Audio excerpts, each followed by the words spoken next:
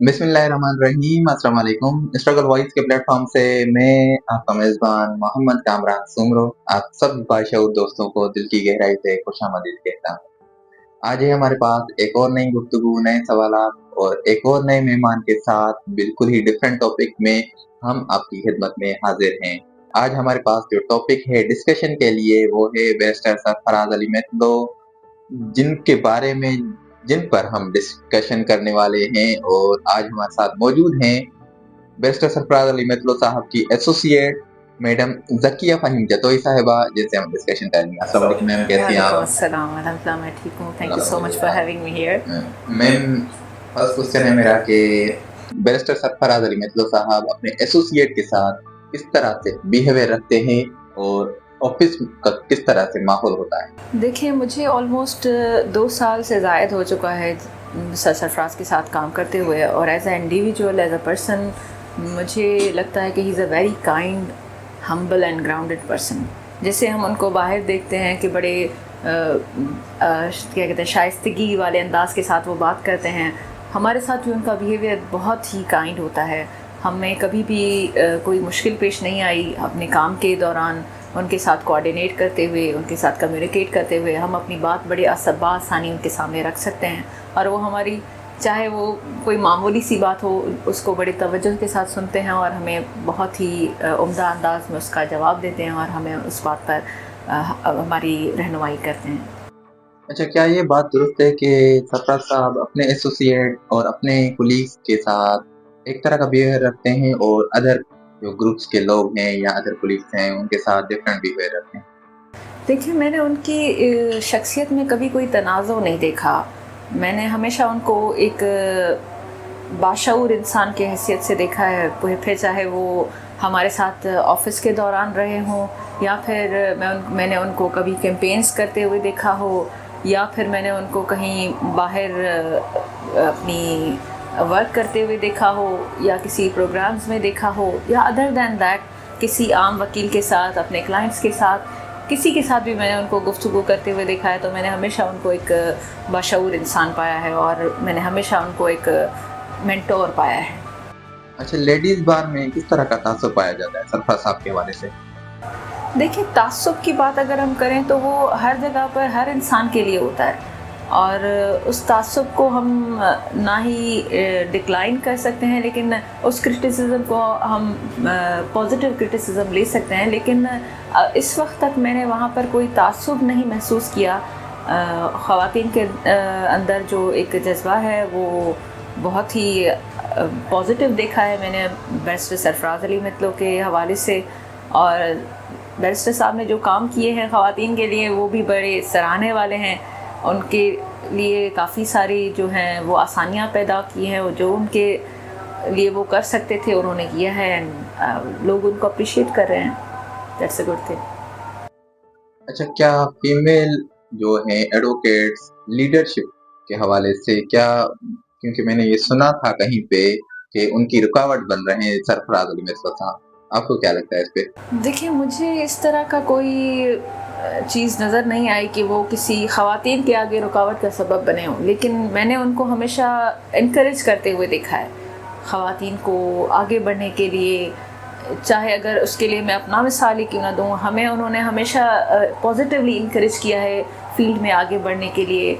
I was a very introvert type of person, और मुझे उन्होंने जिस तरह से इनकरेज किया सोशली एक्टिव होने के लिए, कि आप जब तक अपनी फील्ड में काम प्रॉपरली नहीं करेंगी तब तक आप कोई चीज़ हासिल नहीं कर सकते हो।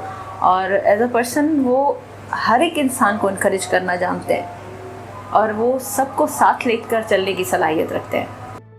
अच्छा, एक सिंधी में वर्ड है वडेरा, तो ये भी मैंने सुना है कि सरफराज साहब वडेरे टाइप के हैं और अपने जो है ग्रुप्स के जो जूनियर्स हैं या एसोसिएट उनके साथ बिहेवियर भी उस तरह का रखते हैं।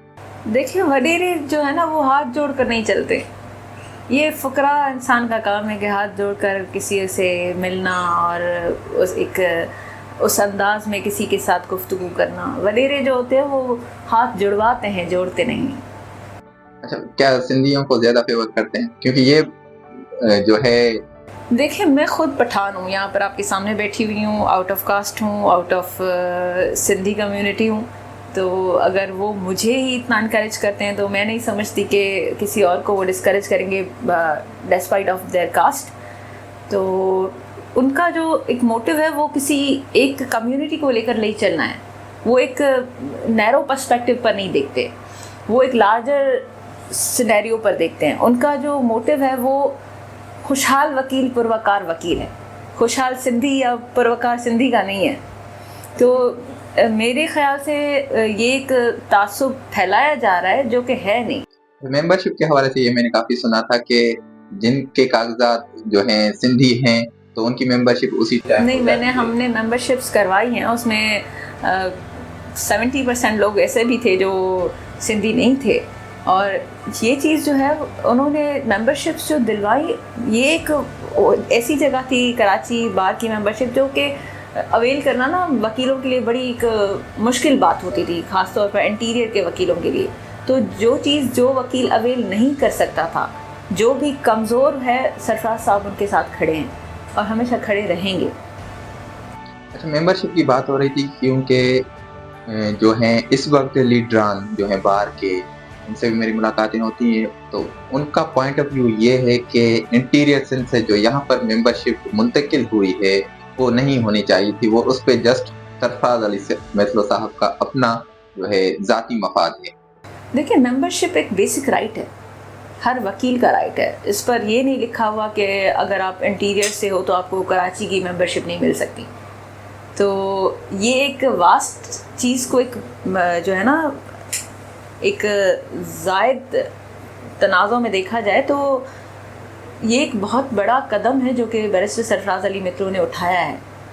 और इस चीज़ को अगर हम पॉजिटिवली देखें कि ये हर वकील का हक़ था जो उनको मिला, बिना किसी फ़र्क के कि वो सिंधी है, उर्दू स्पीकिंग है, चाहे वो एलीट क्लास से ताल्लुक़ रखता है या एक एलीट क्लास से ताल्लुक़ नहीं रखता या एक मिडिल क्लास घराने से ताल्लुक़ रखता है।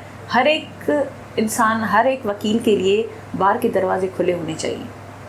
किसी बार के ऊपर ये रेस्ट्रिक्शन नहीं होनी चाहिए कि यहाँ पर जो है एक ही तबके के वकील जो है वो मेंबर हो सकते हैं।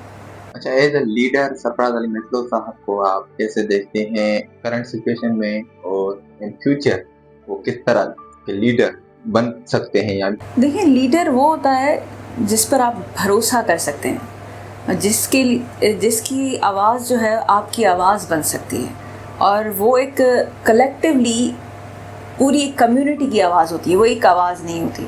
और सरफराज अली मित्लो की आवाज़ जो है वो हर इंसान की आवाज़ है और वो कलेक्टिवली सबको साथ लेकर चलने की सलाहियत रखते हैं।